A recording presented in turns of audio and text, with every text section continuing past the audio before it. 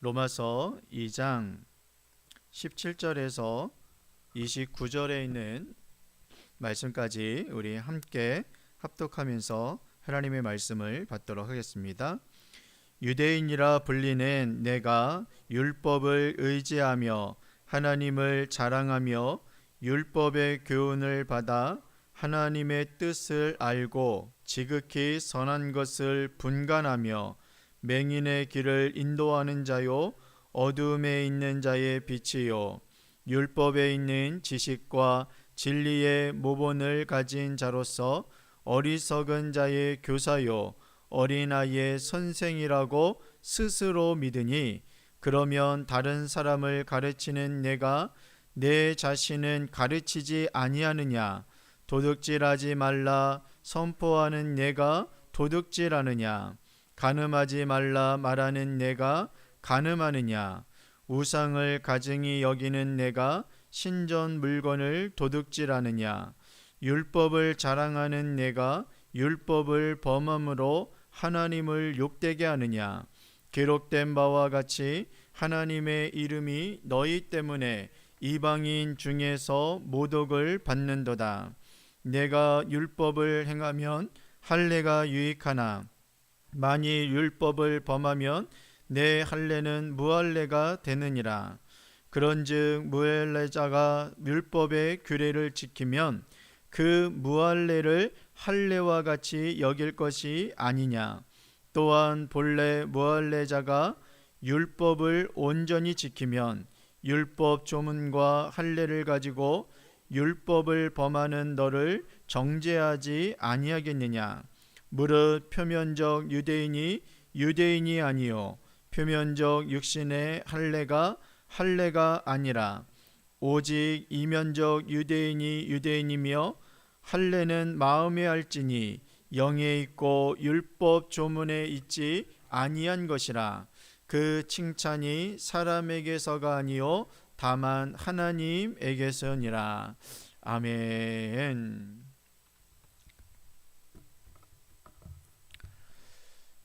사랑하는 성도 여러분, 오늘 저희는 이 로마서 2장 17절에서 29절의 말씀을 통해서 이 겉모양의 자랑을 넘어 마음의 할례로라는 제목으로 하나님의 말씀을 함께 나누도록 하겠습니다. 오늘 저희가 보게 될 이 로마서 2장 17절에서 27절 말씀을 통해서 이 유대인이라고 자부했던 이들의 그 영적 교만을 우리가 파헤치고 하나님께서 정말로 원하시는 그 참된 성도의 모습이 무엇인지를 우리가 함께 이 말씀을 통해서 살펴보고자 합니다. 바울은 이제 이방인과 그리고 도덕주의자를 넘어서 이제 자신 스스로가 하나님의 선민이라 믿었던 그 유대인들의 그 내면적 모습을 이제 겨냥하면서 말씀을 해주고 있습니다. 먼저 여러분 17절에서 20절에 있는 말씀 우리가 함께 한번 다시 한번 읽도록 하겠습니다. 시작. 유대인이라 불리는 내가 율법을 의지하며 하나님을 자랑하며 율법의 교훈을 받아 하나님의 뜻을 알고 지극히 선한 것을 분간하며 맹인의 길을 인도하는 자요 어둠에 있는 자의 빛이요 율법에 있는 지식과 진리의 모본을 가진 자로서 어리석은 자의 교사요 어린아이의 선생이라고 스스로 믿으니라고 이야기합니다. 여러분, 우리가 이렇게 읽었던 것처럼 이 말씀 안에 보면은 그 당시 유대인들이 가졌던 5가지의 그 자부심이 나오게 되어집니다. 그러니까 스스로 자신이 이러한 사람이라고 믿는 것입니다. 그들은 유대인이라 불리는 것을 자랑스럽게 여겼고, 그리고 율법을 의지하며 하나님을 자랑했습니다. 또한 율법의 교훈을 받아서 하나님의 뜻을 알고 지극히 선한 것을 분간할 줄 안다라고 그들은 스스로가 믿었던 것입니다. 그래서 스스로를 어떻게 표현하냐면 맹인의 길을 인도하는 자요 그리고 어둠에 있는 자의 빛이며 어리석은 자들의 교사라고 자신 스스로가 그것을 믿으며 확신했던 것입니다. 이 모든 것이 사실 여러분 귀한 하나님의 은혜의 선물입니다.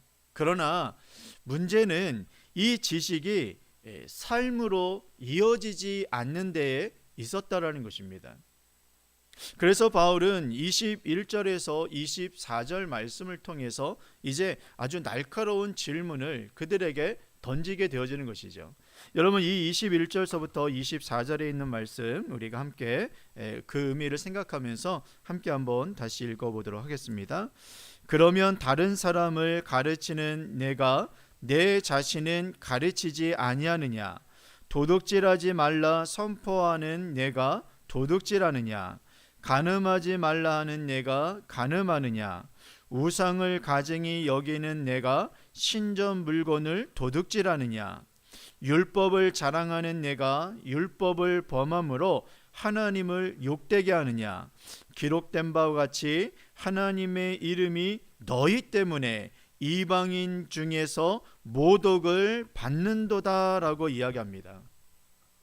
그 전에 이제 말씀 17절서부터 20절에 있는 말씀까지 이야기하면서 자신들은 어떠한 사람이라고 자신 스스로가 자랑하며 자신들을 드높이며 이야기를 했던 그들이 오늘 이 바울은 그들에게 다시 한번 이 21절서부터 24절 말씀을 통해서 날카롭게 그들에게 질문을 던지게 되어진 것입니다.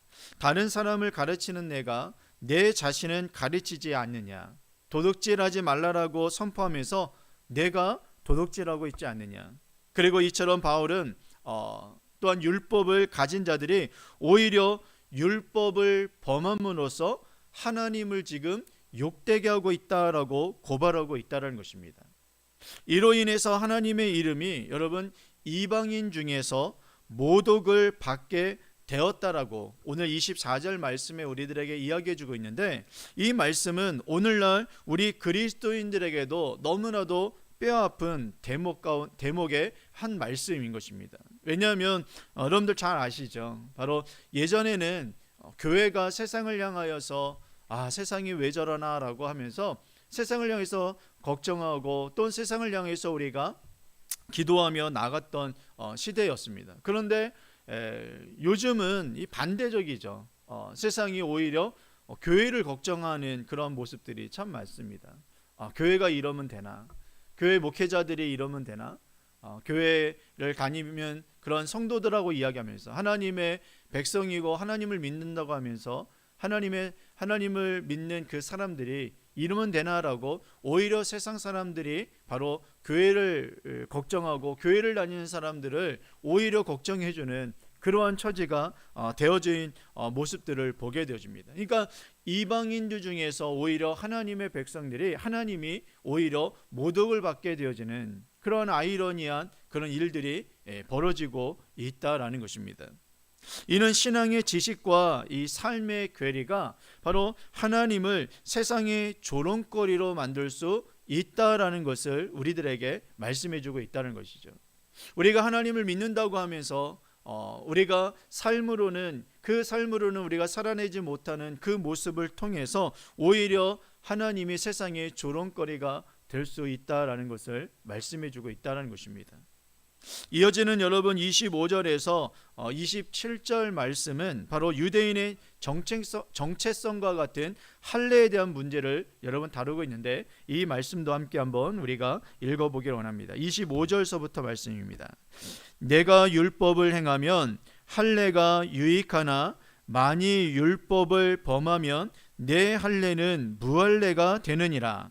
그런즉 무할례자가 율법의 규례를 지키면 그 무할례를 할례와 같이 여길 것이 아니냐. 또한 본래 무할례자가 율법을 온전히 지키면 율법 조문과 할례를 가지고 율법을 범하는 너를 정죄하지 아니하겠느냐라고 이야기합니다. 여러분, 이 말씀처럼 할례는 하나님의 언약 백성이라는 아주 소중한 증표입니다. 그러나 바울은 율법을 행하지 아니한다면 그 할례는 무할례와 다를 바가 없다라고 이야기를 해주고 있는 것이죠.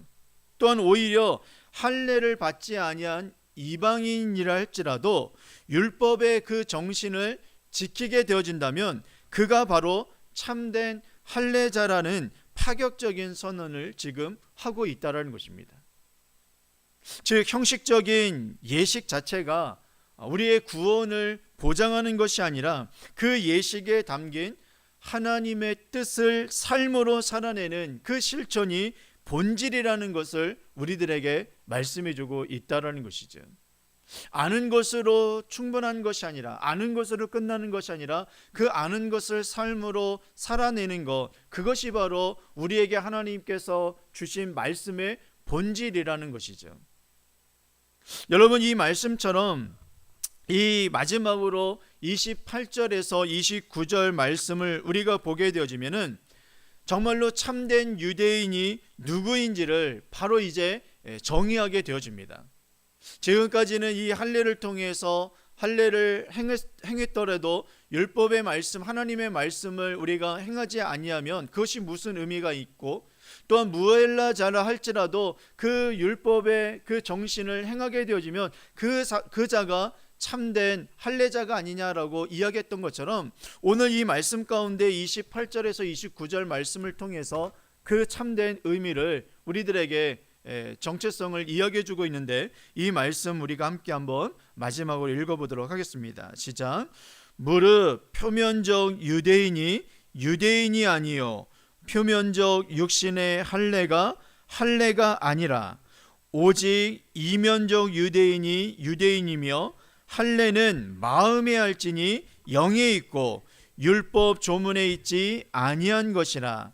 그 칭찬이 사람에게서가 아니요 다만 하나님에게서니라 라고 이야기합니다. 여러분, 이 말씀처럼 표면적 유대인이 그냥 겉으로 보여지는 그러한 유대인, 그리고 그냥 할례를 행했다라고 하는 그 유대인이 아니요 바로 표면적 육신의 할례가 또한 할례가 아니라라고 이야기해주고 있습니다. 그러면서 오직 이 내면적 마음으로 하나님의 뜻에 순종하며 순종하는 그 이면적, 그 내면적 유대인이 참 유대인이며, 할례는 마음에 하는 것으로서 성령이 우리의 마음에 할례받은 그 마음에 있다라고 이야기해주고 있다는 것입니다. 그래서 여러분, 율법 조문, 즉 율법의 어떤 문자적 규정에 있지 아니하고 우리의 참된 할례는 성령으로 인해서, 하나님의 영으로 인해서 우리의 마음에 임하는 것, 그것이 바로 진정한 할례요, 우리의 변화된 모습이다라고 이야기해주고 있다는 것입니다. 하나님은 사람의 눈에 보이는 그러한 겉모습이 아니라 바로 성령으로 말미암아 변화된 우리의 마음의 중심을 보신다라고 이야기합니다. 사람에게 여러분 칭찬받으려고 하는 어떤 종교적인 우리의 어떤 행위가 아니라 바로 그것을 뛰어넘어 하나님께 인정받는 그 성령의 그 내면의 성결에 있다라는 것을 우리들에게 하나님께서 이 사도 바울을 통해서 말씀해주고 있다는 것이죠. 그래서 여러분, 오늘 본문이 우리들에게 던지는 가장 중요한 질문은 나의 신앙 가운데에, 나의 믿음 가운데에 정말로 내 심령의 마음의 할례를 내가 지금 받고 있는 신앙인가, 또한 믿음인가라는 것을 오늘 이 말씀을 통해서 우리들에게 말씀해주고 있고, 다시 한번 우리들에게 질문하고 있는 아주 핵심적인 말씀이라는 것입니다.